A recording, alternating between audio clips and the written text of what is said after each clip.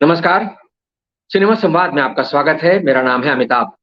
सत्य हिंदी पर सिनेमा से जुड़ी अपनी साप्ताहिक पेशकश में हम हर हफ्ते बात करते हैं सिनेमा से जुड़ी तमाम गतिविधियों के बारे में, सिनेमा के तमाम पहलुओं के बारे में, क्योंकि हमारा मानना है कि सिनेमा सिर्फ मनोरंजन की चीज़ नहीं है। सिनेमा समाज से संवाद का सबसे सीधा और सबसे सशक्त माध्यम है और समाज की सोच को गहराई तक प्रभावित करने की क्षमता रखता है। इसलिए सिनेमा के बारे में लगातार, सिलसिलेवार, गंभीरता से बातचीत करना बहुत ज़रूरी है। आज अपने सिनेमा संवाद की कड़ी में हम बात करने वाले हैं सेंसर बोर्ड की भूमिका में। सेंसर बोर्ड की भूमिका के बारे में बात करने वाले हैं क्योंकि सेंसर बोर्ड जो है उसके कुछ एक्शंस पिछले कुछ दिनों में, पिछले कुछ महीनों में बल्कि लगातार जो है वो सुर्खियों में रहे, विवादों में रहे। अभी हाल में ही अक्षय कुमार और पंकज त्रिपाठी की ताज़ा film oh my God! OMG 2 के सर्टिफ़िकेशन को लेकर के सेंसर बोर्ड जो है वो सुर्खियों में आ गया है। और इससे पहले हमने देखा था कि 72 हूरें, आदिपुरुष, पठान, कश्मीर फाइल्स और द केरल स्टोरी जैसी तमाम फ़िल्मों के रिलीज़ होने, उनको सर्टिफ़िकेट देने और उनके संवादों इत्यादि को मंज़ूरी देने या उनमें कुछ कटौतियाँ करने के बारे में सेंसर बोर्ड की जो भूमिका रही है, उसको लेकर के जगह-जगह तमाम तरह के विवाद हुए। मीडिया में सुर्खियों में छाया रहा सेंसर बोर्ड। तो क्या सेंसर बोर्ड जो है वो उसके काम करने का तरीका है? क्यों ये सारे विवाद हो रहे हैं? क्या सेंसर बोर्ड किसी पॉलिटिक्स का हिस्सा है या सेंसर बोर्ड किसी नैरेटिव का हिस्सा बन रहा है? तो आज हम इसी पर चर्चा करने वाले हैं, इस सवाल के साथ कि सेंसर बोर्ड की पॉलिटिक्स क्या है? और इस बातचीत में मेरे साथ जुड़े हैं कुछ बहुत विद्वान लोग जो कि सिनेमा को समझने, समझाने, देखने, बरतने में ही जिनका जीवन बीता है। मेरे साथ हैं प्रोफ़ेसर जबरीमल पारख, जो कि सिनेमा के बहुत जाने-माने विश्लेषक हैं। पिछले 4 दशकों से लगातार सिनेमा के बारे में लिख पढ़ रहे हैं, बहुत सारी किताबें लिख चुके हैं। अजय ब्रह्मात्मज जी हैं, जो कि बहुत वरिष्ठ फ़िल्म समीक्षक हैं। मेरे साथ प्रोफ़ेसर इरा भास्कर हैं, जो कि जेएनयू में कुछ समय पहले तक सिनेमा का बाकायदा अध्यापन करती थी और विनोद पांडे जी हैं, जो कि जाने-माने फ़िल्मकार हैं, जिनकी फ़िल्में 70 और 80 के दशक में काफ़ी चर्चित रही हैं। और हमारे साथ कुछ देर में मुझे उम्मीद है मनमोहन चड्ढा जी भी जुड़ेंगे, जो कि एक बहुत वरिष्ठ फ़िल्म समीक्षक है और फ़िल्म विश्लेषक हैं। तो सिनेमा पर बातचीत की शुरुआत मनमोहन जी जुड़ गए हैं। मनमोहन जी, आपका भी बहुत-बहुत स्वागत है। आप सबका बहुत स्वागत है। मैं बातचीत की शुरुआत इरा जी आपसे करना चाहता हूँ। सेंसर बोर्ड, जैसा कि मैंने अपनी शुरुआती भूमिका में कहा कि उसकी जो कुछ उसके कुछ एक्शंस हैं या जो उसके कुछ काम हैं, उसको लेकर के हाल में बहुत विवाद हुआ है। जैसे अभी ओह माय गॉड! फ़िल्म को लेकर के सेंसर बोर्ड ने जिस तरह का जो मंज़ूरी देने से इनकार कर दिया, उसको लेकर के या उसको रिव्यू कमेटी को भेज दिया, अपनी तरफ से कहना चाहिए कि अपनी बला टाल करके रिव्यू कमेटी को भेज दी। तो उस तरह से जो सेंसर बोर्ड काम कर रहा है, क्या आपको लगता है कि हाल में जो विवाद हुए हैं सेंसर बोर्ड की भूमिका को लेकर के, चाहे वो 72 हो रहे हैं जैसी फ़िल्म को रिलीज़ करने का मामला हो, उसके ट्रेलर को मंजूरी ना देने का मामला हो या आदिपुरुष के संवादों को मंजूरी दे देने का मामला हो या पठान जैसी फ़िल्म के गाने पर कट्स लगाने का मामला हो या कश्मीर फाइल्स और द केरल स्टोरी जैसी फ़िल्मों को रिलीज़ करने का मामला हो, तो क्या सेंसर बोर्ड जो है वो आपको लगता है कि किसी नैरेटिव का हिस्सा बन रहा है आज के दौर में, मौजूदा सियासत के दौर में? अपने आप को म्यूट कर लीजिए मैम, अनम्यूट कर लीजिए मैम। अभी आप म्यूट हैं। जी। जी, शुक्रिया। मैं मैं कहूँगी कि सेंसर बोर्ड जो है वो रूलिंग गवर्नमेंट के प्रेशर्स में आ सकता है, आता है। Not just the government but extra judicial और एक्स्ट्रा लीगल जो ऑर्गेनाइजेशंस हैं उनके दबाव में भी आ सकता है। और पहले भी आया है, ऐसी बात नहीं है कि ये एक नई फीचर है। पिछले 8-9 सालों का ही मामला है, पहले भी हुआ है। तो इसकी वजह क्या है? इसकी वजह ये है कि सेंसर बोर्ड, मैं तो सर्टिफिकेशन बोर्ड कहती हूँ क्योंकि एक्चुअली सीबीएफसी का नाम central board of film certification है। उसको सिर्फ उसका काम एक्चुअली सर्टिफिकेशन देना है और उसके कुछ रूल्स वगैरह हैं जिसके तहत वो सर्टिफिकेशन देता है।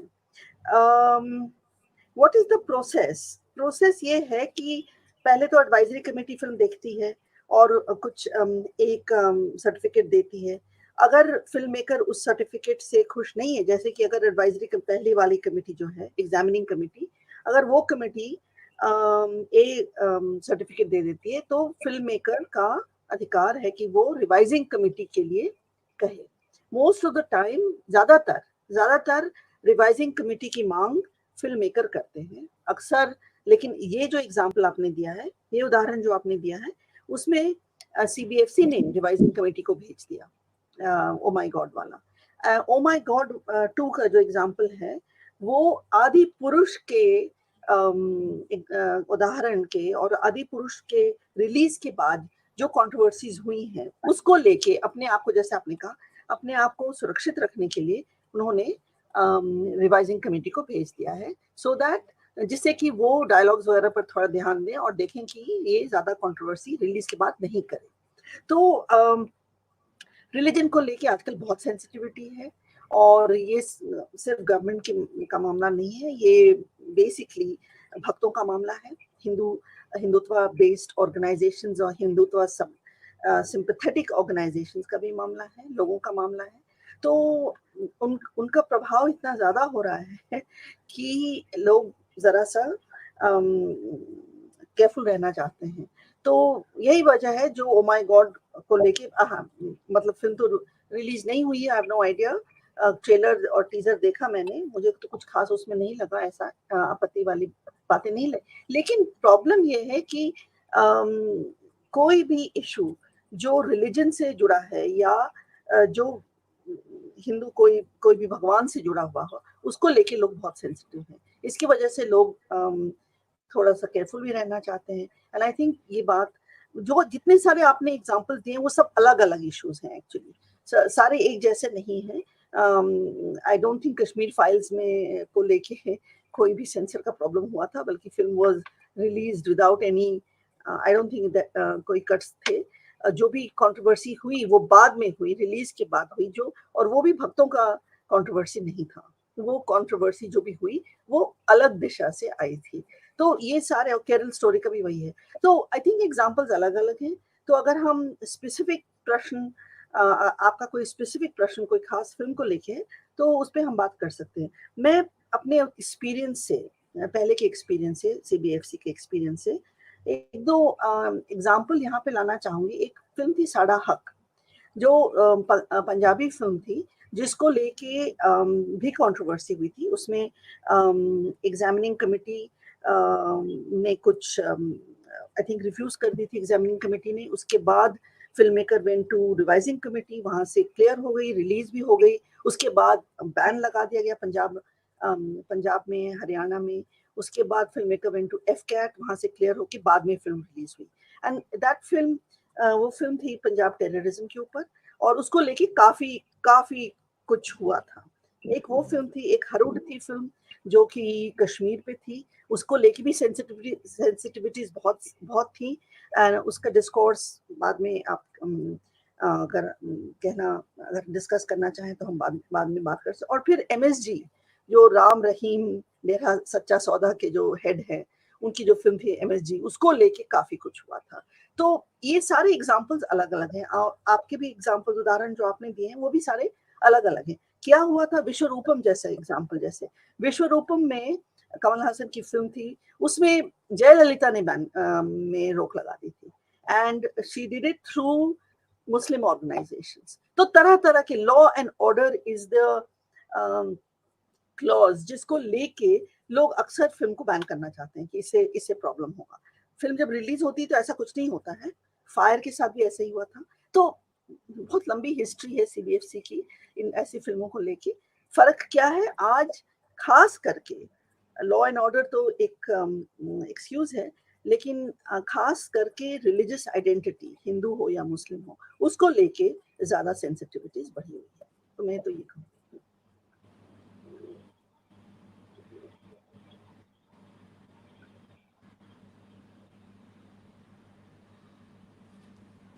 जी, अजय जी आपके पास आता हूं मैं। ये जो हीरा जी ने बात कही, उससे कहीं ना कहीं ये ध्वनि निकल रही है कि जो हमारा सेंसर बोर्ड है, वो एक तो एक घटना होती है तो उसके बाद उसका नी जर्क रिएक्शन आता है। जैसे कि ये आदि पुरुष को लेकर के सेंसर बोर्ड की जो आलोचना हुई कि आपने कैसे इस तरह के संवादों को अनुमति दे दी, जो लोगों की धार्मिक भावनाओं को आहत कर रहे हैं, तो तुरंत उनको लगा कि ONG 2, यानी वो तो एक फिल्म का सीक्वल है जो पहले बनी थी परेश रावल और अक्षय कुमार के साथ में, और इसमें अक्षय कुमार को उसके ट्रेलर में भगवान शिव के भूमिका में दिखाया गया है, तो उनको लगा होगा कि इस पर और बवाल हो सकता है, इसलिए उन्होंने तुरंत उसका जो है मामला रिव्यू कमेटी को भेज दिया।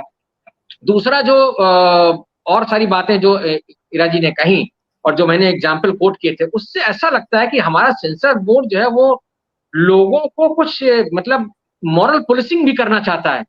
आपको क्या लगता है, ये मॉरल पुलिसिंग का जो सेंसर बोर्ड का रोल है, क्या ये हमारे समाज में, यानी किसी भी लोकतांत्रिक समाज में किसी संस्था को जिसका काम मूल रूप से फिल्मों को सर्टिफाई करना है, यानी उसको फिल्मों का वर्गीकरण करना है कि आपको ये सर्टिफिकेट देना है कि यू सर्टिफिकेट देना है, तो क्या उसका ये काम होना चाहिए कि वो ये तय करे कि आप ये चीज ऐसे देखें, ऐसे ना देखें, या ऐसे बनाएं ऐसे ना बनाएं? आप क्या कहेंगे इस बारे में? अनम्यूट कर लीजिए अपने आप को अजय जी। आप सभी को नमस्कार और दर्शकों को भी। और बहुत ही ज्वलंत मुद्दे पर हम लोग बात कर रहे हैं। आपने जो मॉरल पॉलिसिंग वाली बात की ना, ये संविधान ही देता है CBFC को मॉरल पॉलिसिंग स्वस्थ शब्दों में, एक स्वस्थ तरीके से कि आप फिल्मों को UA या A सर्टिफिकेट दें, उसके बाद चीजें आगे बढ़ेंगी, फिल्म को प्रमाण मिलेगा और फिल्में दर्शकों के बीच पहुंचेंगी।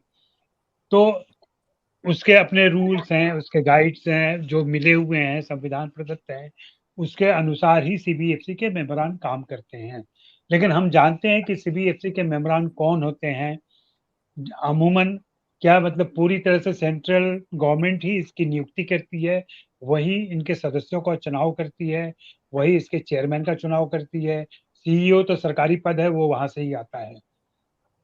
और हमेशा से, न सिर्फ आज बल्कि अतीत में भी ऐसा होता रहा है, चाहे वो कांग्रेस का रिज्म हो या जनता पार्टी का हो, तब भी ये समस्याएं आती रही हैं। और सरकार की तरफ से ऐसी पाबंदियां या सरकार की तरफ से ऐसा दबाव रहा है फिल्मों के ऊपर। लेकिन ज्यादातर मामलों में फिल्मकार जीतते रहे हैं, कुछ एक सावधानियों के साथ, कुछ एक कट्स के साथ, कुछ एक संवादों को म्यूट करने के बाद वे अपनी फिल्में लेकर के आ जाते हैं। उड़ता पंजाब का कुछ सालों पहले एक बड़ा उदाहरण आया था, जब फिल्म इंडस्ट्री एकजुट हो गई थी और खास करके युवा फिल्मकार एकजुट हुए थे, और उसकी वजह से उड़ता पंजाब को सर्टिफिकेशन मिला था। अभी जो ताजा मामला हुआ है ओ माई गॉड 2 का, क्योंकि मैं थोड़ा बहुत जानता हूँ इसके बारे में क्या मामला है, तो मैं ये कह सकता हूँ कि दूध का जला छाछ भी फूंक कर पी रहा है। और जो आदि पुरुष से उनकी आलोचना हुई, भर्त्सना हुई, उससे वे अतिरिक्त सावधान हो गए हैं, और उस अतिरिक्त सावधानी में वे कुछ ऐसी चीजें कर रहे हैं जो कि उनको सामान्य तरीके में नहीं करते हैं या नहीं करना चाहिए था।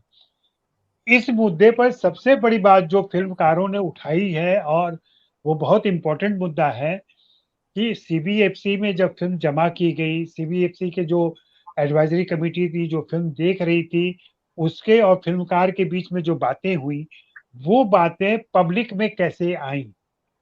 और निर्माताओं की आपत्ति है कि निश्चित रूप से सेंट्रल बोर्ड के सेंसरशिप CBFC के मेंबर्स ने इस बात को लीक किया है, और उन्होंने वो सारी बातें बाहर बताई हैं। उससे ये सारी दुविधा और विवाद बढ़ गया है। जबकि ये एक आम तरीका है कि फिल्म अगर एडवाइजरी कमेटी रोकती है या कोई आपत्ति करती है, तो फिल्में जाती हैं रिव्यू कमेटी में या पुनरीक्षण समिति में जाती हैं, फिर वहां भी बात नहीं बनती है तो ट्रिब्यूनल में जाती है, वहां भी बात नहीं बनती है तो हाई कोर्ट में जाती है, और फिर सुप्रीम कोर्ट तक जाती है। सुप्रीम कोर्ट से भी कई बार वर्डिक्ट मिलता है। मुझे याद आ रहा है, मेरे मित्र डॉक्टर द्विवेदी की फिल्म थी मोहल्ला 80, जिसे फाइनली 2 साल के बाद सेंट्रल गवर्नमेंट ने रोका उसको कई बार, और कई आपत्तियां हुई, बावजूद इसके वे लोग सुप्रीम कोर्ट तक गए, और सुप्रीम कोर्ट ने सैंक्शन दिया। और वो जो वर्डिक्ट दिया है सुप्रीम कोर्ट ने, वो पढ़ने लायक है, सभी को पढ़ना चाहिए, देखना चाहिए कि किस तरीके से सुप्रीम कोर्ट ने व्यक्ति की आजादी की वकालत की है, और कहा है कि इस तरह की सुविधाएं, जो लॉ एंड ऑर्डर की प्रॉब्लम है, वो स्टेट गवर्नमेंट या सेंट्रल गवर्नमेंट की है, ये उसको संभालना चाहिए। एक क्रिएटिव वर्क किस तरीके से लोगों के सामने आए, ये CBFC के मेंबरान डिसाइड कर सकते हैं। और अगर वे इसको पास करते हैं, अगर वे इसकी अनुमति देते हैं, तो उसके बाद अमूमन न्यायालय भी उस पर आपत्ति नहीं कर सकता, चूंकि एक ऐसी कमिटी जो आपके द्वारा डिप्यूट की गई है, सेंट्रल गवर्नमेंट द्वारा डिप्यूट की गई है, वह उसको प्रमाणन दे रहा है। रही बात जो आप सवाल उठा रहे हैं कि कोई नैरेटिव गढ़ा जा रहा है या क्या हो रहा है, निश्चित रूप से नैरेटिव गढ़ा जा रहा है, निश्चित रूप से ये सारी बातें की जा रही हैं कि वर्तमान सत्ता को किसी प्रकार से कोई चोट न पहुंचे, किसी प्रकार से उन पर कोई सवाल न उठाए, किसी प्रकार से उनकी जो बातें हैं, जो वे कहना चाहते हैं, जो सांस्कृतिक राष्ट्रवाद वो लाना चाहते हैं, उस राष्ट्रवाद के खिलाफ कोई फिल्म न जा पाए किसी भी तरीके से। और इसके बहुत ही आकार प्रकार है, जिसमें जो आपत्तियां ओ माई गॉड को लेकर की गई हैं, शायद अब तक आपको मालूम हो कि ओ माई गॉड 2 में सेक्स एजुकेशन की बात है और उससे कहीं भगवान का भी रिश्ता बनता है फिल्म के अंदर। ओ माई गॉड से जो सीक्वल है उसका, उसमें फर्क ये है कि पहली वाली फिल्म में नास्तिक की कहानी थी, मेन कैरेक्टर नास्तिक था, दूसरी वाली फिल्म में मेन कैरेक्टर आस्तिक है और आस्तिक और भगवान के रिश्ते के बीच ये सारी कहानियां चलती हैं। उसको लेके आपत्ति हुई है। और 72 हुए की आपत्ति तो बहुत मजाक था, वो कुछ नहीं है। 72 हुए को राष्ट्रीय पुरस्कार दिया जा चुका था और सेंट्रल जो सीबीएफसी कमेटी है उसने कहा कि नहीं, मुझे टीजर दिखा दीजिए, और टीजर पे उन्होंने थोड़ी आपत्ति कर दी। तो अशोक पंडित जो विवादों में रहना चाहते हैं, उन्होंने उसको यूट्यूब पर रिलीज कर दिया और वो विवाद हो गया। उन्होंने जानबूझकर ये विवाद क्रिएट किया था कि हो सकता है इससे फिल्म को थोड़ा सा व्यूअरशिप मिले, दर्शक आ जाए। ये बकवास का विवाद था, वो 72 में कोई दम नहीं था। बाकी फिल्मों में भी होता रहा है, इस तरीके का इतिहास रहा है। मैं तो पहली फिल्म का उदाहरण दूंगा, मृणाल सेन की फिल्म थी नील आकाशेर नीचे।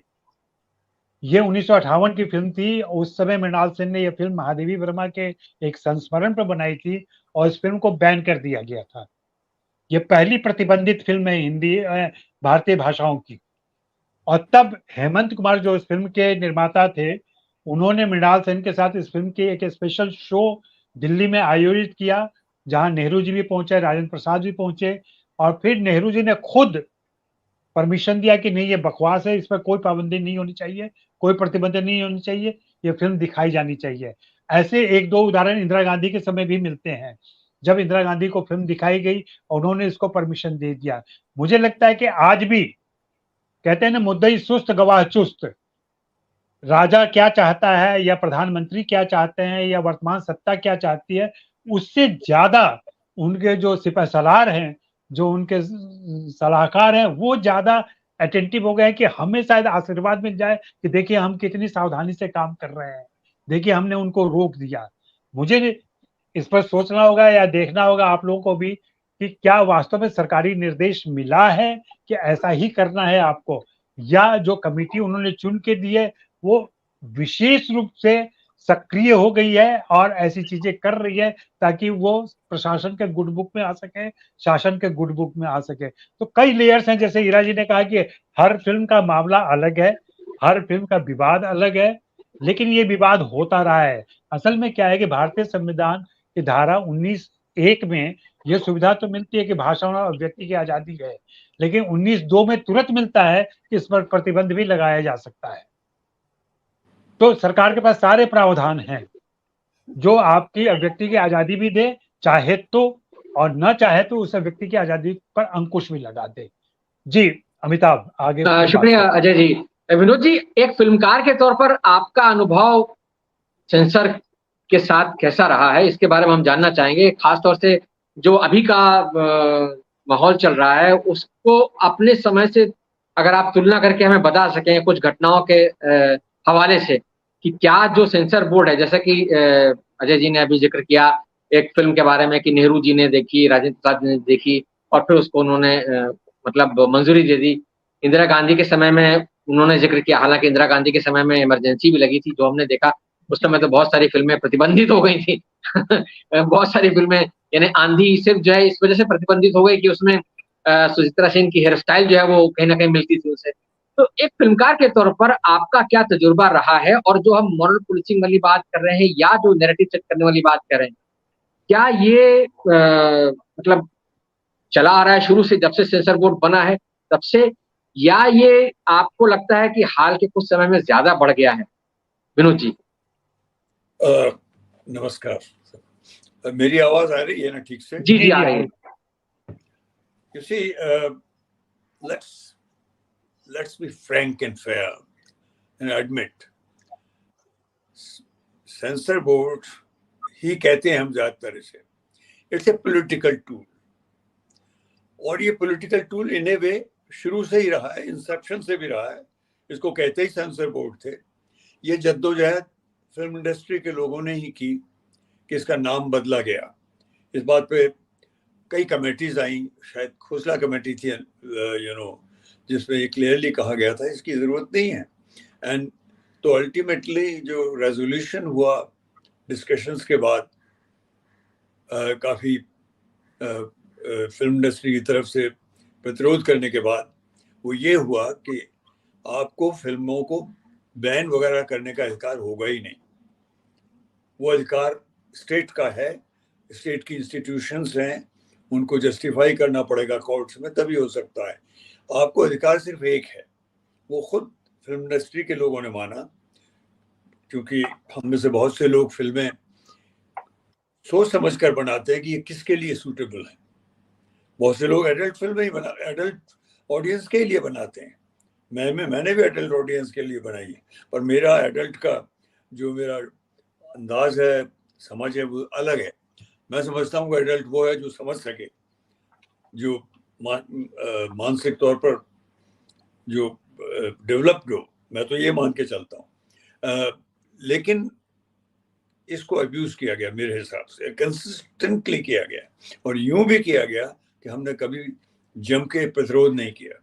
हमने जब बहुत ज़्यादा झगड़े किए तो हमें सिर्फ एक इजाज़त दी गई, और वो थी कि एक पब्लिसिटी कमेटी जो है वो पास किया करेगी, जो पोस्टर्स वगैरह बनते हैं वो फिल्म इंडस्ट्री के लोग करेंगे। हमने we capitulated to the designs of the bureaucrats. आप देख पा रहे हैं मुझे यहाँ पे पिक्चर कोई और आ गई थी? मैं सुनाई दे रहा हूँ क्या? हेलो अमिताभ जी। जी सुनाई पड़ रहा है सर, बोलते जी जी रहिए। हम सुन पा रहे हैं आपको, बिल्कुल आप बोले। अच्छा, मुझे कुछ ऐसा लगा कि शायद मैं सुने। एनीवे, तो मैं समझता हूँ कि ये मुहिम है, और मैं इसका बहुत फंडामेंटली विरोध करता हूँ। मैं एक आज़ाद मुल्क में आज़ाद अपने आप बनाए हुए कॉन्स्टिट्यूशन के तहत जिंदगी को बसर करने में बिलीव करता हूँ।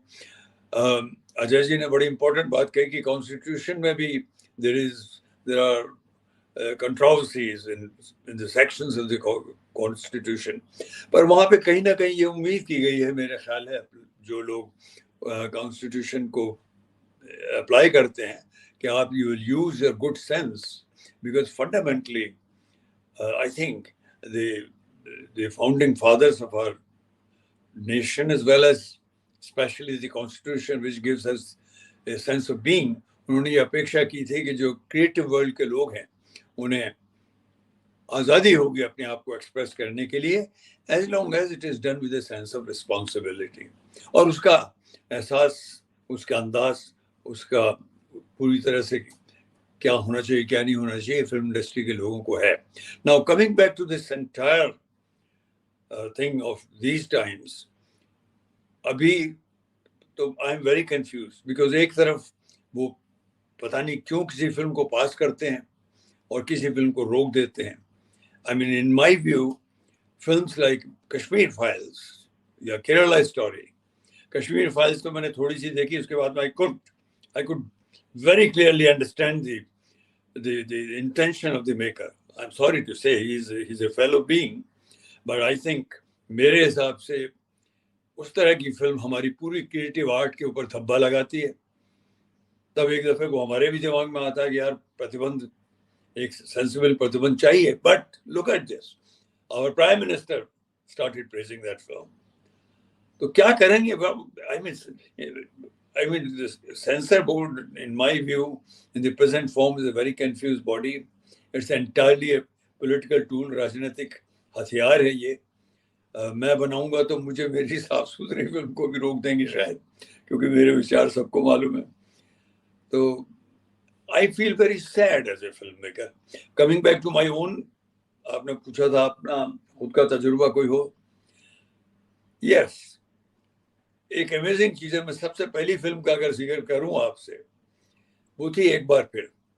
और मुझे अच्छी तरह से याद है, मैं तब तक यहाँ रहना वापस आकर के लंदन से शुरू नहीं किया था, तो मैं कुछ वक्त के लिए फिल्म किसी तरह से यहाँ ला पाया था, क्योंकि सेंसर को दिखानी जरूरी थी, तभी उसके बारे में बिजनेस हो सकती थी। तो बाकायदा कस्टम्स के लोग लेकर के प्रिंट आए सेंसर बोर्ड में, और उन्होंने फिल्म देखी, और शायद अगले दिन मुझे बुलाया गया, और हम लोग डर गए थे, क्योंकि माई फिल्म एक बार फिर was entering this sphere of adult relationships, man woman relationships. तो हमें बड़ी चिंता सी थी। मेरे डिस्ट्रीब्यूटर थे बड़े जाने माने, गुल आनंद, उन्होंने कहा you have to go. So I went to the censor board. I was very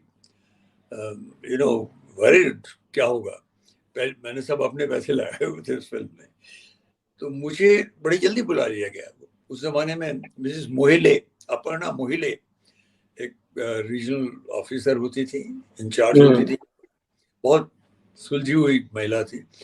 मुझे बुलाया, आप यकीन नहीं मानेंगे, मैं पहली बार फिल्म बनाई थी मैंने, और मैं डरा हुआ था। मुझे लग रहा था किसी कोर्ट में जा रहा हूँ। वो एकदम खड़ी हो गई। That was an amazing experience. बिठाया मुझे, क्या लेंगे विनोद जी, चाय मंगाई गई, और उन्होंने तारीफ करनी शुरू कर दी फिल्म की। Now that was a complete jolt for me, believe me, because I was thinking ये लोग रोकने वाले होंगे। फिर उन्होंने मुझसे एक प्रश्न किया, विनोद जी, तारीफ वगैरह करने के बाद आप बताइए अपने मन से कि आपको क्या लगता है ये फिल्म किसके लिए है। शायद मुझे अंदाज हो गया था, तो मैंने खुद ही बड़े सुलझे तरीके से बातें हो रही थी, बहुत वार्म एटमॉस्फेयर में बातें हो रही थी। मैंने कहा मोहिले, मैं समझता हूँ कि मेरी फिल्म थोड़े मैच्योर लोगों के लिए है। तो एकदम वो बोली, यही मैं भी सोचती हूँ, हम लोगों ने भी यही सोचा है, तो हमने सोचा है इसको एडल्ट सर्टिफिकेट देते हैं Vinod ji. Frankly, now came the real surprise. She said, frankly, we had recommended to the government another category which they have not approved yet, and that category was Q category, Q for quality. अगर आप, I would have been so happy to recommend your film for that. मुझे मालूम भी नहीं था Q के पीछे क्या क्या होने वाला था, तो I was happy कि इन्होंने, she was warm towards the film. And I tell you Amitabh ji कि जब मुझे सर्टिफिकेट दिया गया, उस सर्टिफिकेट के पीछे एडल्ट जब फिल्म सर्टिफाई करते हैं तो कुछ रीजंस देने होते हैं। आई एम नॉट जोकिंग, वो है सर्टिफिकेट मेरे पास।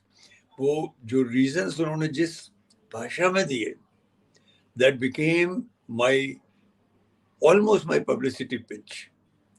It was so complimentary. एक फिल्म मेकर के लिए, नया फिल्म मेकर, पहली बार फिल्म बनाई हो, उसको उन्होंने बड़ा वार्मली लिया। मैं लंदन वापस चला गया, और मुझे पैम कलन फिल्म ऑफिसर थी लंदन में, इंडिया हाउस में, इंडियन जो हाई कमिश्नर का ऑफिस है हमारे यहाँ, वो फिल्म ऑफिसर थी, अंग्रेज महिला थी वो। उसने मुझे, मैं पहुंचा और 2 ही दिन बाद उनका फोन आया कि Vinod, there is a call from India and there is a festival, as probably you know, India International Film Festival. उसमें एक सेक्शन होता है, शुरू किया है शायद ये पहले से है, Indian Panorama. So they want to show your film in the Indian Panorama. I didn't know anything. She said, I will recommend you go, पर हम आपके फेयर नहीं देंगे यहाँ से, लेकिन बॉम्बे से तुम्हारा फेयर और होटल बेंगलोर में सब वही देंगे, गवर्नमेंट देगी। जब ये हो गया, then I was to learn, to my great surprise and happiness and glee, कि मुझे याद भी आया कि मेरे लंदन लौटने से पहले एक पार्टी में मुझे बुलाया गया था, जिसमें कई लोग थे, कुछ सरकार के थे, देवानंद साहब थे कई। तो मुझे पता चला कि the film was recommended for Panorama by the Indian Censor Board. Mohile must have recommended. तो एक वो जमाना था। Then cut to many years later, since you asked कि मैं अपना एक्सपीरियंस जो हुआ वो बताऊं, मैंने एक फिल्म बनाई अंग्रेजी में कॉल्ड सिंस, जिसका जिक्र मैं पहले भी कर चुका हूँ। सिंस के ऊपर वो एक क्रिश्चियन प्रीस्ट के बारे में थी, उसके ताल्लुकात एक नर्स से, उसको नर्स बनवाता भी वही है, and he proves to be a very cruel man, and उसकी जो रचना की गई थी उसके पूरे स्क्रीन प्ले की, वो तथ्यों के आधार पर थी। पर मैं स्क्रिप्ट बनाता था, रुक जाता था, स्क्रिप्ट बनाता था, रुक जाता, कुछ पेज बढ़ाए फिर रुक जाता था। मुझे लगता था ये कभी बनाने का चांस ही नहीं है। And to my great surprise Yash Chopra ji की तरफ से ये हुआ कि हम लगाते हैं इसमें पैसे। उन्होंने थोड़े से पैसे जो मैं खुद लगाने वाला था उन्होंने लगा दिए, फिल्म बनी और फिल्म सेंसर बोर्ड में गई और रोकी, उन्होंने कोशिश की उसे रोकने की। तो हम रिवाइजिंग कमेटी में गए, वहाँ भी हम तकरार हुई, फिर ये ट्राइब्यूनल में गई दिल्ली में, फिल्म सर्टिफिकेशन एपेलेट ट्राइब्यूनल कहते हैं उसे, और उसमें जो चेयरपर्सन थी वो एक महिला थी। She was a retired high court जज, मिसेस देश पांडे या कुछ समथिंग, मैं भूल गया वो भी। दो महिलाएं थी, एक पुरुष थे। वो पुरुष शायद अभी भी हैं, वो बीजेपी के हैं, लेकिन दोनों महिलाओं ने इतनी वार्मली फिल्म को अप्रूव किया। जब फिल्म देखी गई उसके बाद में वो बाहर आते हैं, टीम एक साथ देखती है फिल्म को, उनको नाश्ता वगैरह अंदर भेजा जाता है। जब वो बाहर आई तो उनका पहला कमेंट ये था, Vinod ji what a beautiful film you have made. और फिर वो कहने लगी क्यों आप लड़ रहे हैं सेंसर से, सब तो पास कर दिया। Because frankly the certification committee, the revising and the committee of the censor board had passed quite a few very important scenes, लेकिन there were other scenes जिस पे हमारा dispute हो गया था। तो मैंने अपनी दलील दी। इतने में फिल्म जो सर्टिफिकेशन बोर्ड था उसकी रिप्रेजेंटेटिव वहाँ पहुंची, जो उनकी ट्रेन लेट हो गई थी। They were supposed to be the defenders। जैसे ही वो आई हैं, बेचारी बैठी ही थी, और ये जो चेयरपर्सन थी इन्होंने डांटना शुरू कर दिया उन्हें कि आप लोगों के साथ प्रॉब्लम क्या है। एक फिल्म जो गुड इंटेंशन से बनी है, ईमानदारी से बनी है, उसमें कुछ चीजें ऐसी होंगी भी, आप उसके पीछे पड़े हुए हैं, जबकि आप अजीब अजीब दृश्य पास करते हैं, यू नो वक्ष को ऐसे हिलाना, वो करना, ये सब वो सब आपके लिए चलता है, जिसमें क्लियर कट जो है। तो उन्होंने सेंसर बोर्ड के मेरे अनुभव बड़ा अजीब रहे। Despite that, when the film was on the release, 2 days before the release, the matter landed in the High Court. There were 2 or 3 cases on us from Christian bodies, and myself as a producer, Yashraj Films as the distributors, and Censor Board as the Censor Board. We were all defenders, and I tell you, we got such a wonderful judgment. उस judgment के लिए उन्होंने supreme court का judgment जो bandit queen का था, उसकी बड़ी बड़ी पोथे मंगाए गए, विश्वास हमें सुना गया लंच से पहले, और लंच के बाद में हम जब पहुंचे थे पोथे होते आ गए थे। And there was a very very wonderful bench of 2 judges, including the Chief Justice of Bombay High Court, और उन्होंने हमारे फेवर में बोल दिया। Of course, they also cited the decision made by the film tribunal in Delhi, and film was passed. There we were on the brink of being blocked 2 days before the release, and I had received the message about this court case when I was in a cremation ground, putting in flames my best friend of the time. तब मुझे सुनने को मिला था, उसी हालत में we had to rush to the lawyer and all that. So मेरे अनुभव भी बड़े अजीब रहे, थोड़े ड्रामेटिक, थोड़े बिल्कुल वैसे ही जैसी फिल्में हम बनाते हैं। But presently I think the intentions ji, are... आपकी बातचीत, आपने जो पूरा किस्सा बताया, जो आपने घटनाएं बताई, उससे कहीं ना कहीं जो सेंसर बोर्ड का एक किरदार है वो, और जो लोग उसको नियंत्रित करते हैं, कहीं ना कहीं उनके बारे में भी पता चलता है कि अगर वक्त बदलता है कैसे, जब निजाम बदलता है कैसे उनकी भूमिका बदल जाती है। मनमोहन जी, जो बात विनोद जी ने अपने बहुत लंबे वक्तव्य के शुरुआती हिस्से में कही थी कि सेंसर बोर्ड जो है वो एक पॉलिटिकल टूल बन गया है, क्या आप इससे सहमत हैं?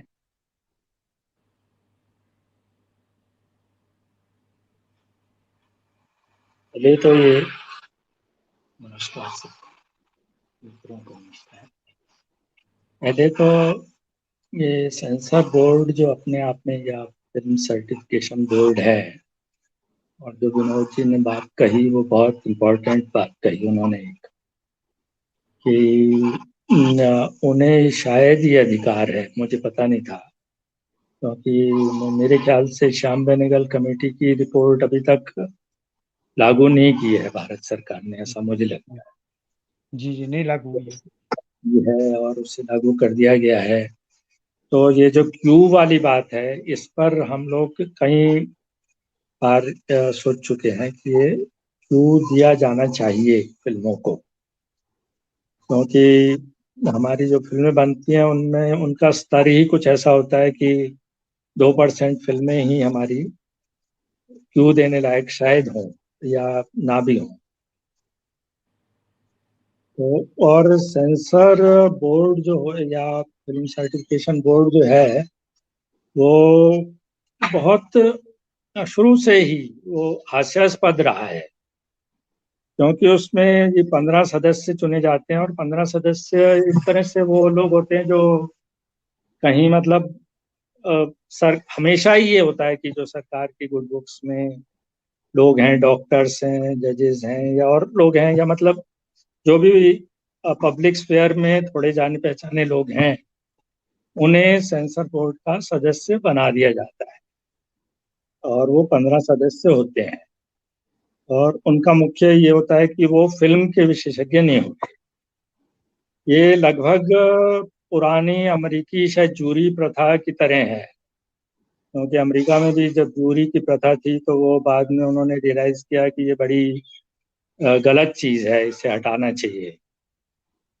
To kill the mockingbird में उसमें क्लियर भी है ये चीजें कि भाई जूरी वगैरह बहुत पक्षपाती होती है। और इस पर एक पुस्तक भी लिखी थी एक महिला ने बहुत पहले, जिसमें बहुत प्रसंग दिखाए थे कि सेंसर बोर्ड ने क्या क्या कहा और सेंसर बोर्ड ने क्या क्या अनुशंसाएं की, और वो कितनी हास्यास्पद हमेशा ही होती थी। ऐसी एक पूरी पुस्तक है, और मैंने भी अपने हिंदी सिनेमा के इतिहास में पूरा चैप्टर इस पे लिखा है। यहाँ तक कि एक स्थिति ऐसी थी कि आप किसी पुलिस वाले को रिश्वत, पुलिस वाले को किसी भी बैड लाइट में नहीं दिखा सकते थे। तो इस तरह से हमारे देश में बहुत सारी चीजें चलती रही हैं, और व्यक्तिगत स्तर पे अजीब अजीब बातें होती रही हैं जो हमारे इतिहासकारों को बहुत मसाला देती हैं। जैसे एक बंदे ने हारमोनियम पे ही बैन लगा दिया कि हारमोनियम अगर बजेगा तो ये कार्यक्रम रेडियो पे नहीं जा सकता, और वो 20 साल तक वो चलता रहा, किसी ने सवाल भी नहीं किया उस पर। और पांडे जी ने जो बात कही वो बड़ी अच्छी है, उनकी फर्स्ट हैंड एक्सपीरियंस है सारे के सारे। और हम सबने एक बार फिर फिल्म देखी है, कितनी साफ सुथरी फिल्म है और कितना वो विषय उठाती है। लेकिन सिनेमा के साथ हमेशा ये रहा है कि सिनेमा को एक कृति की तरह, एक क्रिएशन की तरह नहीं देखा जाता, और उसे वो रियलिटी ज्यादा लगती है लोगों को। और मेरा ख्याल ये जो लोग होते हैं जो फिल्म वगैरह के बारे में नहीं जानते, ये उसे वास्तविकता से जोड़ देते हैं और इस ढंग से कर देते हैं। तो ये पुलिस वाली जो बात थी, ये अर्ध सत्य पर, जब अर्ध सत्य फिल्म आई तो उसने इस सारी मिथ को तोड़ा, और उस पर भी बहुत विवाद हुआ था। लेकिन फिर वो हमारी क्लासिक फिल्म बन गई, जैसे एक बार फिर फिल्म है वो क्लासिक फिल्म बन गई। अब ये जो फिल्में हैं ये बड़ी ट्रिवियल सी फिल्में हैं, OMG वगैरह। और जैसे अमिताभ जी का धन्यवाद दूंगा कि मैंने जब देखा तो मैंने कहा कि हमारी धार्मिक प्रेरणाएं भी विदेशी फिल्मों से आती हैं। यानी OMG जो फिल्म है उसकी मूल प्रेरणा किसी हॉलीवुड फिल्म से आई है। पहले उस फिल्म को उठाया गया और फिर उस फिल्म पे एक नाटक लिखा गया, और तो ये मौलिकता का अभाव जो हमारे यहाँ है ये भी बहुत मजेदार चीज है। तो इस सारी चीज में ये जो है मामला सेंसर का, ये मुझे हमेशा ही मजेदार लगता है। ये सेंसर के जितने भी ऑब्जेक्शन होते हैं कभी भी वो मैंने देखा कि वो रेलिवेंट नहीं होते, चाहे वो आंधी का मामला हो, चाहे वो तमस का हो। उसमें बस ये है कि हर बॉडी होती है 15 लोगों की और उन्हें कुछ ना कुछ ऑब्जेक्शन सा करना होता है और वो करते हैं। अब इस केस में वो ज्यादा प्रिकॉशियस हो रहे हैं कि ज्यादा वो हो रहे हैं कि आप बाद में हॉल में जाएंगे तो जनता आपको वापस भेजेगी और पूछेगी कि संसद ने अपना काम क्यों नहीं किया। शायद ऐसा कोई डर है, ऐसा मुझे लगता है। इस वजह से वो ज्यादा ही अपना कर्तव्य निभा रहे हैं, जिसका कोई कारण नहीं है।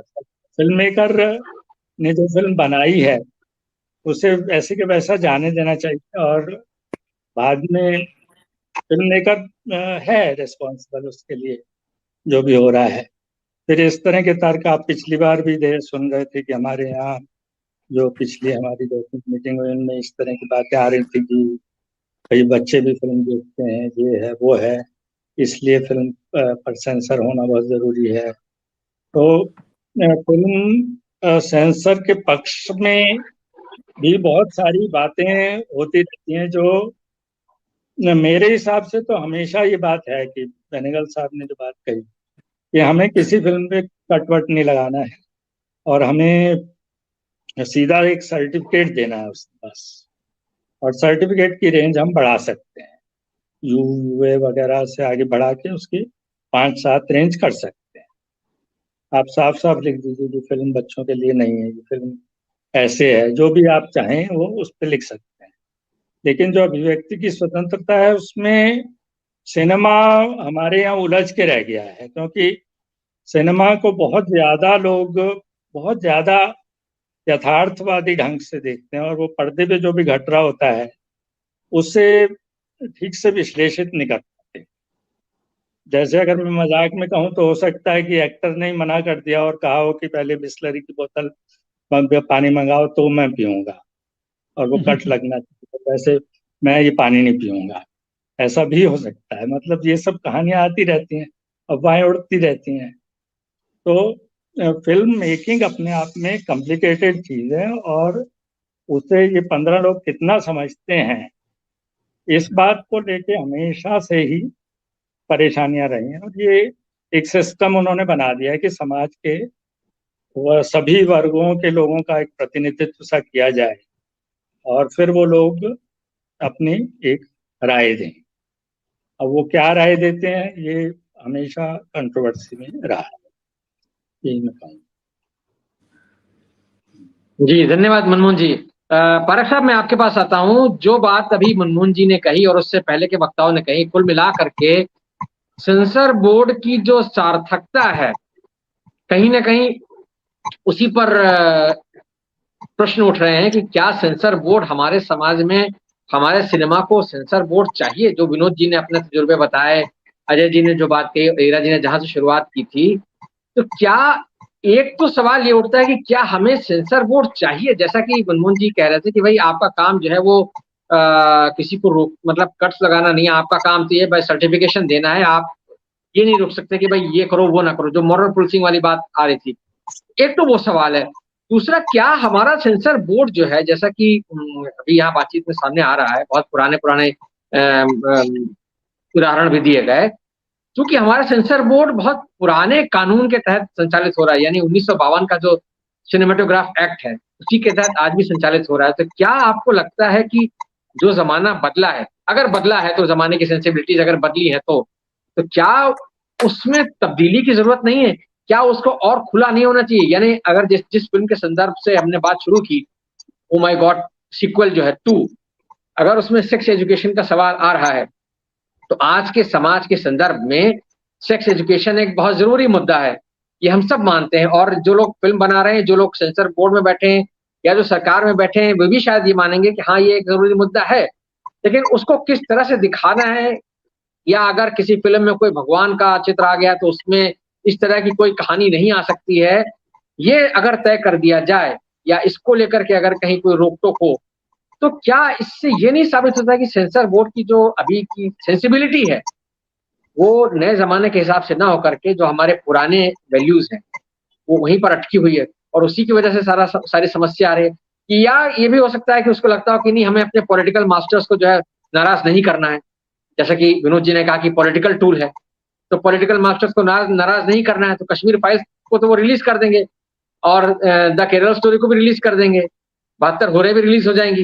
लेकिन जब ऐसी कोई फिल्म आएगी, चूंकि आदि पुरुष को लेकर के अभी हाल ही में हंगामा हुआ है और काफी हंगामा हुआ है, तो उसके बाद उनको लगता होगा कि बहुसंख्यक आबादी से जुड़ी जो संवेदनाएं हैं, वो भावनाएं हैं, अगर वो आहत हो गई तो उनके लिए समस्या पैदा हो जाएगी। आपको क्या लगता है परख साहब?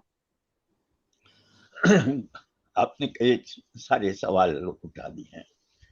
एक तो क्या है कि मुझे ऐसा लगता है कि अगर हम फिल्मों का इतिहास देखें भारत में, तो आप देखेंगे कि सेंसर बोर्ड की भूमिका भी बदलती रही है। मैंने बल्कि इस पर लिखा भी था कि किस तरह से किसी जमाने में सिनेमा में आप एक पुलिस वाले को भी करप्ट नहीं बता सकते थे, और अभी मैंने जो लेटेस्ट फिल्म देखी है, एक दक्षिण की रॉन फिल्म का नाम है, उस फिल्म में आतंकवादियों से भारत का गृह मंत्री मिला हुआ बताया जा रहा है।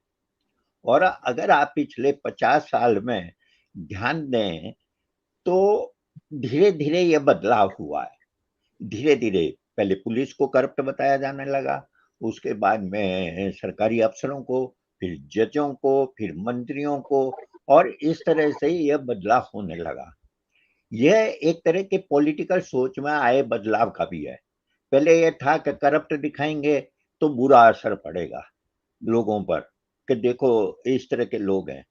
बाद में यह है कि करप्ट दिखाना बेहतर है, ताकि क्या है कि जो वास्तविक है उसके प्रति जो लोगों के मन में गुस्सा है वो निकल जाएगा, एक तरह का विरेचन हो जाएगा।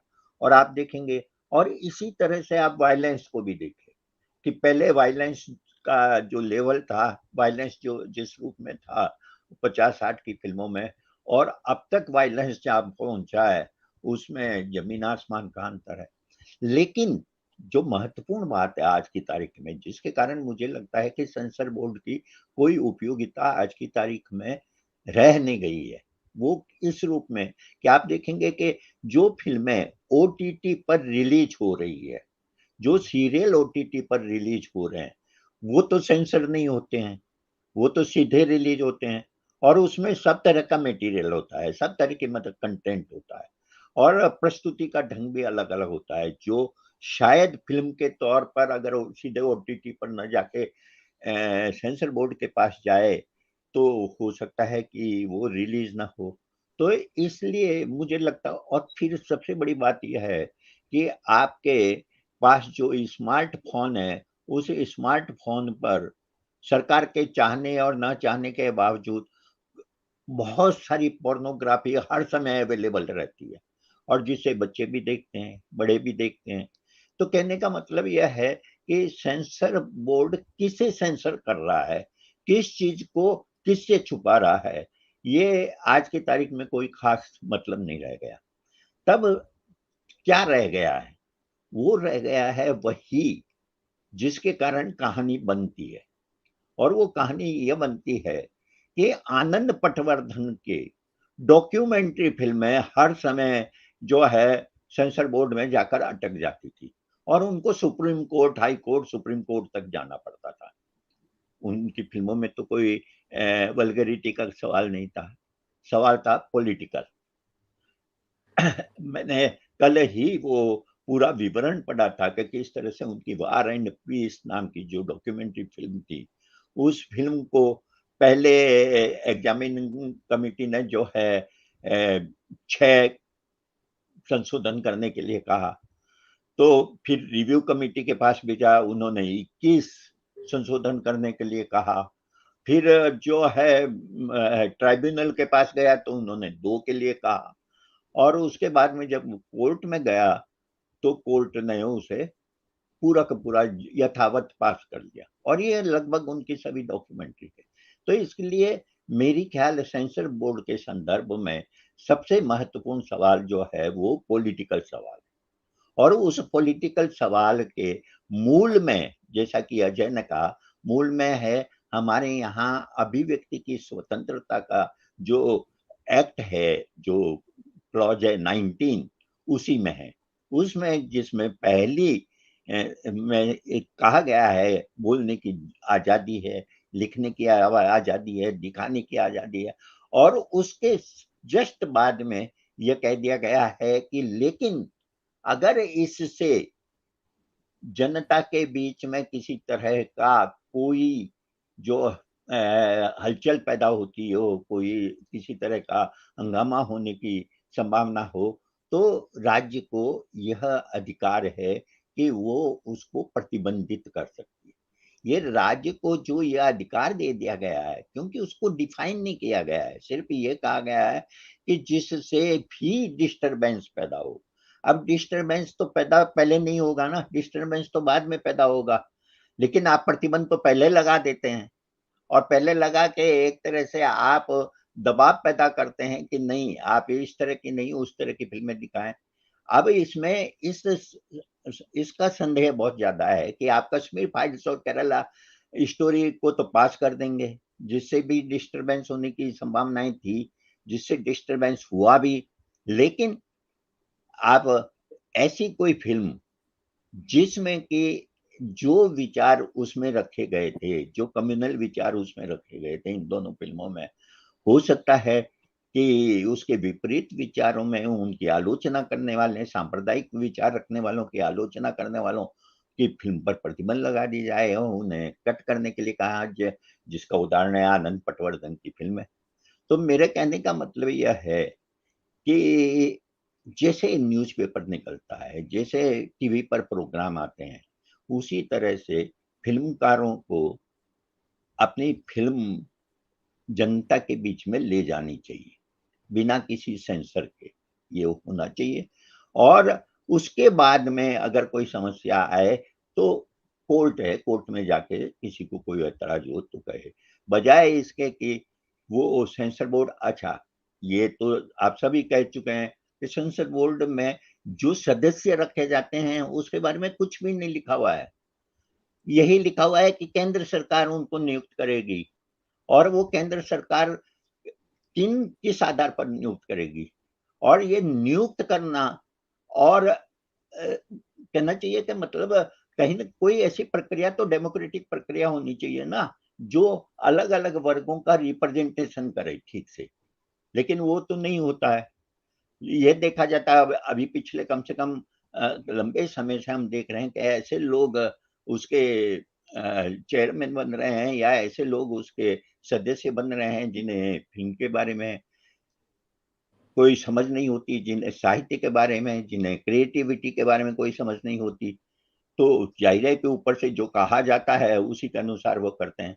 तो ऐसी स्थिति में मुझे लगता है कि जो नहीं होगा, यानी सेंसर बोर्ड खत्म नहीं होगा, लेकिन मेरा अपना मानना है कि सेंसर बोर्ड की कोई उपयोगिता आज की तारीख में नहीं रह गई है। आपने खुद ही बताया कि जो टीचर पास नहीं किया गया, ट्रेलर पास नहीं किया गया है, उसे यूट्यूब पर रिलीज कर दी गई, फिल्में भी आप रिलीज कर दीजिए, क्या फर्क पड़ता है। जी पाठक साहब, आपने जो बात कही है बहुत महत्वपूर्ण है। आप शायद सेंसर बोर्ड की रेलिवेंस और जो उसका काम है और साथ साथ में जो समाज है उसके संदर्भ में जो आपने बात उठाई, लेकिन ईरा जी मैं आपसे जानना चाहूंगा कि जो पाठक साहब बात उठा रहे हैं, क्या हमारा समाज, हमारी सोसाइटी इतनी मैच्योर है आज की तारीख में, इतनी परिपक्व है क्या कि वो बिना किसी रुकावट के, यानी बिना किसी बैरिकेडिंग के वो चीजों को उनके सही परिप्रेक्ष्य में ले सके और उसको लेकर के किसी तरह की कोई नकारात्मक भावना ना आए? मान लीजिए जैसे कि आदिपुरुष फिल्म थी, या ओ माय गॉड है, या उससे पहले तमाम फिल्में आई, पीके जैसी फिल्म थी जिसमें एक कलाकार को दिखाया गया कि वो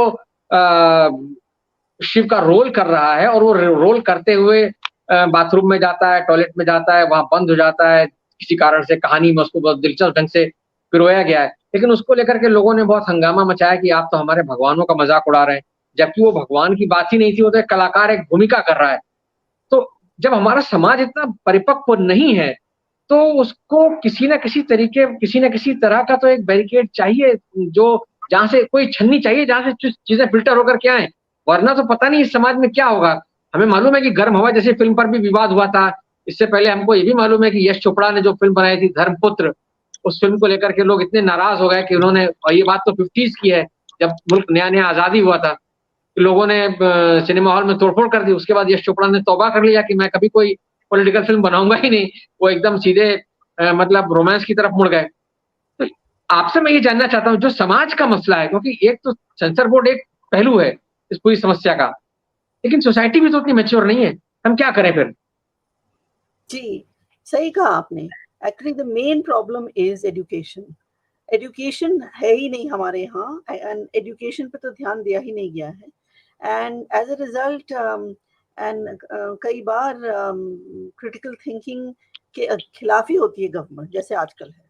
सो इसके वजह से ये कैसे इसका डेवलपमेंट हो सकता है कि सोसाइटी बिकम्स मोर मैच्योर। लेकिन जब हम लोग एडवाइजरी बोर्ड में थे, सीबीएफसी बोर्ड में थे, और मैं ये बताना चाहूंगी कि बोर्ड का रोल फिल्म देखना नहीं है। Actually the board doesn't see the film, doesn't see films. वो काम एग्जामिनिंग कमेटी का होता है, और कुछ बोर्ड मेंबर्स, अगर रिवाइजिंग में जाना है तो कुछ one board member is made the chairperson of that committee, और वो कमेटी भी जो है वो examining committee, actually advisory committee 200, like in Bombay there are 200 members for the Bombay which is the central panel, there are almost 200 members जिनको select किया जाता है, वो भी central government ही करती है। They're supposed to be actually उनका selection CBFC के चेयरपर्सन के सजेशन पे होना चाहिए, बट ऐसा नहीं होता है। हम लोग CBFC की चेयरपर्सन नाम भेजते हैं मिनिस्ट्री को, लेकिन अक्सर मिनिस्ट्री वो नाम को नहीं एक्सेप्ट करती, मतलब अपने ही लोगों को सिलेक्ट करती है। So the board members of 15, आजकल तो 22-24 के नंबर्स हैं, वो लोग एक्चुअली फिल्म्स नहीं देखते हैं। That is not their job, they are there only for advice. अगर पॉलिसी में कोई प्रॉब्लम है, इश्यूज, स्ट्रक्चरल इश्यूज को लेके प्रॉब्लम है, उन बातों में उनका डिबेट होता है। कंट्रोवर्सी अगर हो, यस, मीटिंग बुलाई जाती है सीबीएफसी की, और उसमें वो जो भी कंट्रोवर्सी होती है उसको लेके बातें होती हैं। तो जो आपने कहा मैच्योरिटी ऑफ सोसाइटी, बात सही है कि Indian society is not mature, and अलग अलग टाइप के, वेरी पिक्यूलियर टाइप की सेंसिटिविटीज है हमारे सोसाइटी, हमारे समाज में। और आजकल तो बहुत ज्यादा सेंसिटिविटी धर्म को लेके है, एंड इसलिए और डर भी फैला हुआ है। और जैसे कि आप किसी ने कहा कि अगर गवर्नमेंट नहीं कहे या मिनिस्टर्स नहीं कहें कि ये करना है वो करना है, लेकिन नीचे के लोग जितने भी हैं, ब्यूरोक्रेट्स वगैरह, वो बहुत ज्यादा सेंसिटिव होते हैं, कहते हैं अरे इसमें जाएंगे तो हमको ये प्रॉब्लम हो जाएगा, वो प्रॉब्लम हो जाएगा। आई थिंक हम लोग यही बोलते थे, लेकिन हम लोगों की कोशिश नाकाम रही कि सीबीएफसी को थोड़ा फर्म होना चाहिए। जब भी, हर बार जब कोई केस लेके कोर्ट में पहुंच जाता तो क्या हुआ, पहुंचने दो कोर्ट में। क्या जरूरी है कि उस बात को लेके सब लोग इतने नर्वस हो जाए कि अब इसको कट करना है, इसको दोबारा सर्टिफाई करना है, ये करना है, वो करना है। And courts are also not very mature, सिर्फ समाज नहीं, courts also not very mature. हालांकि आई विल से कि कोर्ट सारी जो कंट्रोवर्सीज हुए, चाहे वो तमस हुआ, चाहे वो बैंडिट क्वीन हुआ, कोई भी जो कंट्रोवर्सीज हुआ, जो ट्राइब्यूनल है, and the courts have taken, and even Anand Patwardhan का जिक्र हुआ है, courts have taken a very fair position on this, और उनके जजमेंट्स पढ़ने लायक होते हैं। मुझे तो तमस का याद है, मुझे बैंडिट क्वीन का याद है, ऐसे कई ऐसे आए थे। और आपने गर्म हवा की बात की और धर्मपुत्र की भी बात की। धर्मपुत्र वाज, उसमें लोग थोड़ा नर्वस थे। यश चोपड़ा वेंट टू नेहरू जी को फिल्म दिखाए। नेहरू जी ने कहा कि ये फिल्म सभी स्कूल कॉलेजेस में दिखाना चाहिए, और वो फिल्म रिलीज हो गई, और वो काफी चली भी, मतलब हुआ होगा एक दो जगह तोड़फोड़ वगैरह, बट वो फिल्म काफी चली भी थी। और Garm Hava was passed by Indira Gandhi.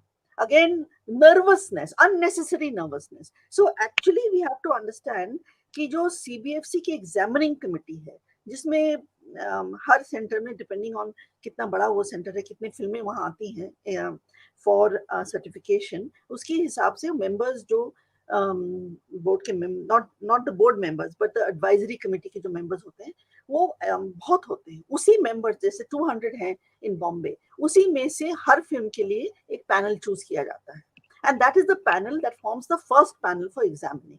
ठीक है, तो उसमें तरह तरह के लोग होते हैं। अक्सर वो लोग बहुत नर्वस होते हैं।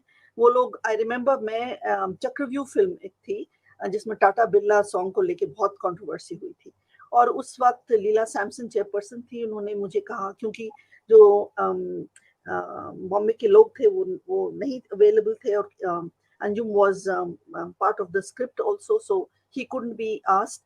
तो मैं गई थी यहाँ से उसको चेयर करने के लिए, और मुझे लगा कि जो कमेटी बनी थी, that committee, the revising committee जो बनी थी, it had to have different people.